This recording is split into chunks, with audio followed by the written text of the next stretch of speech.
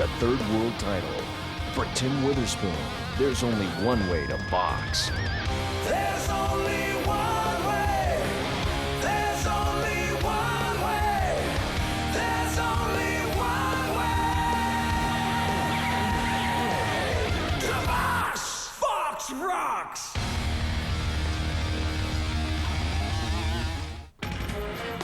Here in Las Vegas, we're at the Green Valley Ranch Hotel and Casino, and we're just about set to go to our first. And we welcome you back. Years old, looking for another piece, along with Darroll Wilson, looking for that first shot at age 35. Welcome back again, Barry Tompkins, along with Rich Barada, and you are looking at Darroll Wilson. Rich, let's talk about this guy. He's had 19 professional fights, still looking for that title shot. Well, he's a big, strong guy. There you see him. He looks in pretty good shape. We did a fight of his a couple of years ago against Anthony Willis, and there you see him going to work on Anthony Willis. Darroll can bang. There's no question about that. All you have to do is ask guys like, Shannon Briggs if he can bang, and all you have to do is ask a guy like Anthony Willis, because Darroll really put it to him, and as you can see, finished off Willis with a knockout. So he's had some impressive victories along the way, but when he's fought guys who have been big punchers, he hasn't been able to hang. David Izon, David Tua, and that's been his problem. Well, Tim Witherspoon has been a big puncher in his career at times, and so he's going to have to prove that he can survive the big right hand that Witherspoon has to offer and come on and shell out some of his own damage. Yeah, and I think, as we mentioned earlier, I think this fight is really all about Tim Witherspoon. Darroll Wilson is going to be what Darroll Wilson is. The big question is what. Most impressive victory, though, against David Bastos, and it took him just one round to get Bastos out of there. So what now is left for terrible Tim Witherspoon? Perhaps a shot at a third world title? Tim Witherspoon has the wisdom, the knowledge, the experience, most of all, to win the world title again. And Tim Witherspoon certainly has the confidence, but whether he still has the reflexes and he still has all the skills requisite of winning a world championship once again is something that is yet to be determined. Yeah, and I think what he's doing really is looking at George Foreman and looking at guys like Larry Holmes and saying, if they can do this, I can do it. Witherspoon on the defensive.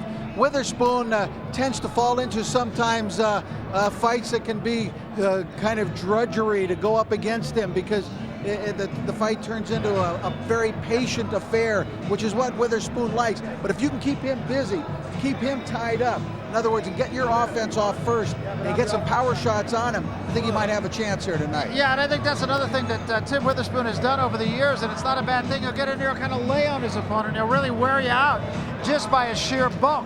Tim Witherspoon actually, I would have to think, Rich, looks to me at least to be in as good shape as he ever has been. Now, that said, he's not a guy who's always come in here at his very best. No, that's true. And, his weight is not what you would call low compared to other times in his career.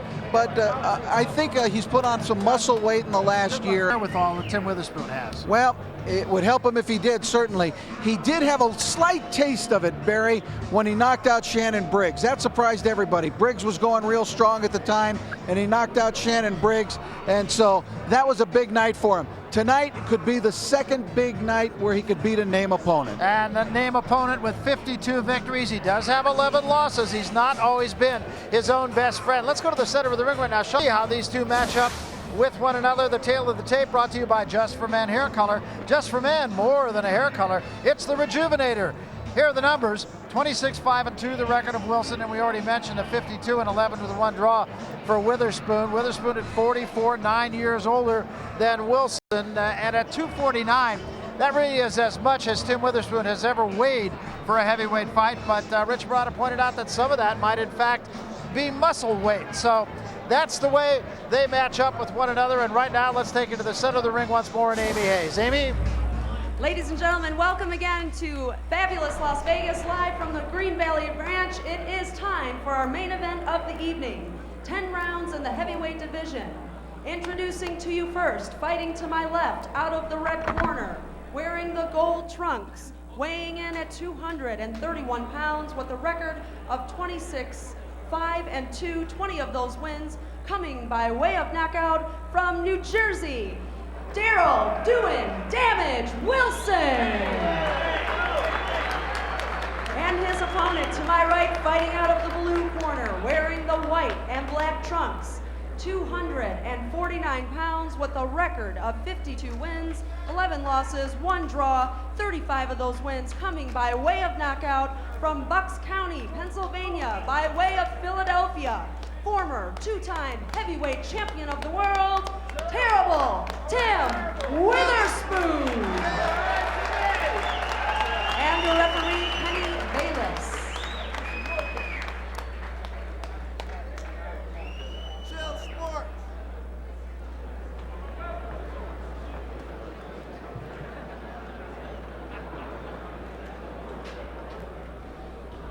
Okay, gentlemen, trumps are high here. Punch thrown in this area is considered a legal punch. Any punch thrown in this area is considered an illegal punch. Anything below it, I will warn you. Now, fellas, we're going over the rules in the dressing room.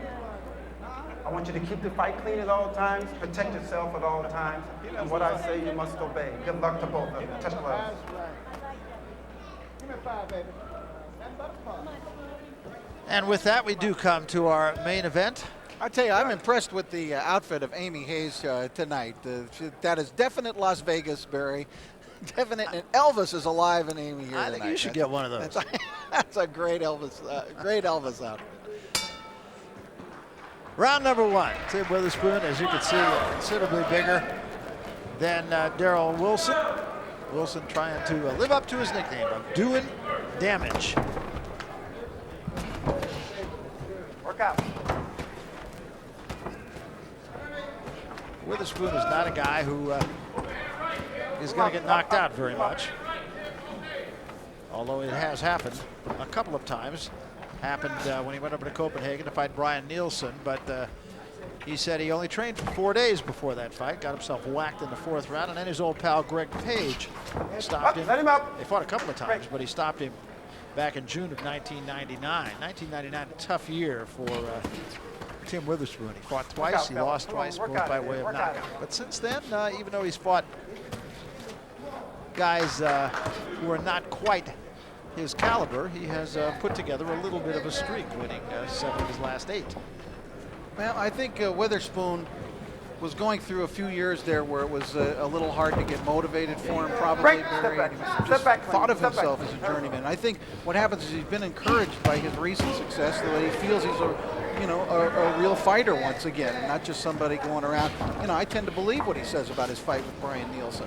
I mean, there's just no way a guy like Brian Nielsen should ever beat Tim Witherspoon. Well, to be really candid, I had a chance to do a number of Tim Witherspoon's fights when he was, both when he was the champion and when he was going after the championship. And he really oftentimes would just show up out of shape. And he had a lot of guys around him who probably shouldn't have been around him. And just a guy who did not come up to his capabilities. He was an underachiever. Now he's trying to disprove that. You saw Witherspoon land a left there, and also just before that he flashed a right hand. You've got to really look out for that, especially when they're in close like this. He will throw the right hand. He kind of lulls you to sleep. He's leaning up against you. You don't think he could possibly throw a right hand over the top from the distance that he's at, but he will do it, and he is successful with it at times. He's really not allowing Wilson any punching room either. Wilson is not doing anything. Darroll Wilson came out fairly strong, but I think he tasted a little bit of what Tim has to offer. Now has backed off some. Right hand at the top of the head by Witherspoon. Been a great weapon down through the years for Terrible Tim.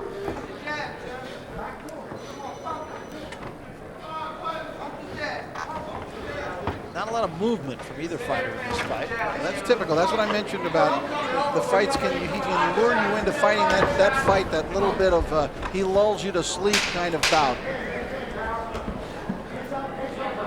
Come on, fellas, work out. It does lay on you, and just that weight on your shoulders, it does. It wears fighters out. You can arm rounds. That gives us a chance for you, Rich, to take a look at the scouting report brought to you by the U.S. Army. Teen Hawk. Yeah, and I got my military haircut. I hope you saw that. In honor of the U.S. Army. Here's Darroll Wilson, fights at a fast pace. He started that way in the first round, then he backed off. Good power puncher. The guy can bang, no doubt about it. He's gotten some good fighters out of there. And he has faced a pretty good lineup of opposition throughout his career so far. So they're working that end swell on him already here at the end of the first round. Across the way, you have Terrible Tim Witherspoon. And Cassius Green leading in from the outside. Slim Jim Robinson right in front of him. He's been fighting very much, has fought the very best heavyweights down through the last 2 decades. And of course his technique to be patient and then flash that right hand. There you see it coming over the top. That's what we were talking about. He's got you thinking there's no way you can throw a right hand from there, but he does. And his hand speed actually is still pretty good.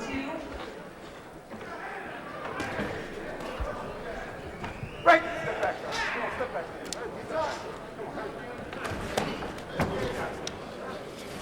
So this is the second round. Come up, Tim. Come up, Tim. Witherspoon both taller, bigger than Darroll Wilson.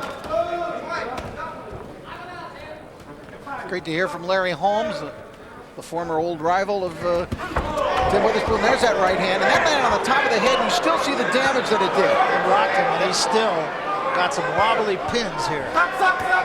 Witherspoon flashing that famous right hand of his. I don't think Wilson's all the way back yet. Well, you know, when you land up on top of the head sometimes like that, it can serve to make you dizzy, Barry, and it can just discombobulate you. If you recall that fight that Fresno killed, oh boy, he's out. He is out. I mean. And caught up in the ring too. Yeah, the ropes are off the ropes. And that was a knockout. He was out before he hit the canvas, and it was right in front of us, and he's still out. There was no doubt about that. Wow, as soon as he hit him with that, you could just see it, Barry. He just, oh man. You know what, and to Tim Witherspoon's credit, he knew it too, and he didn't hit him again. That was shocking.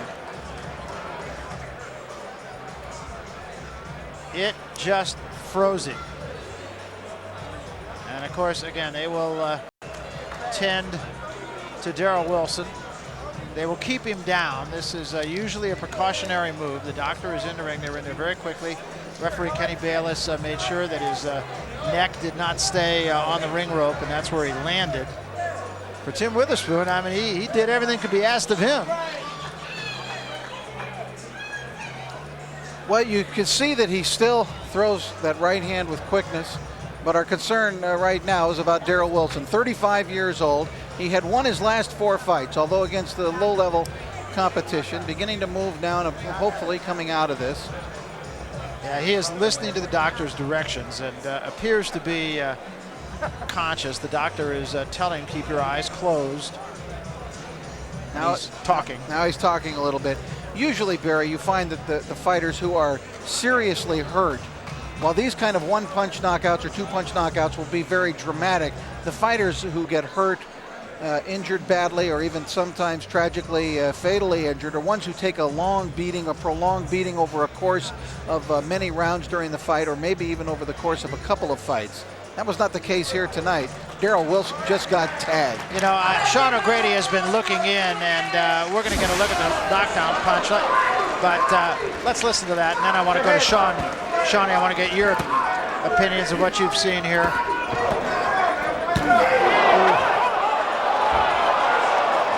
Sean, you were looking in on Darroll Wilson. What do you see here? Too many times. I've seen this too many times, Barry. He was down all the way on the canvas, on his back.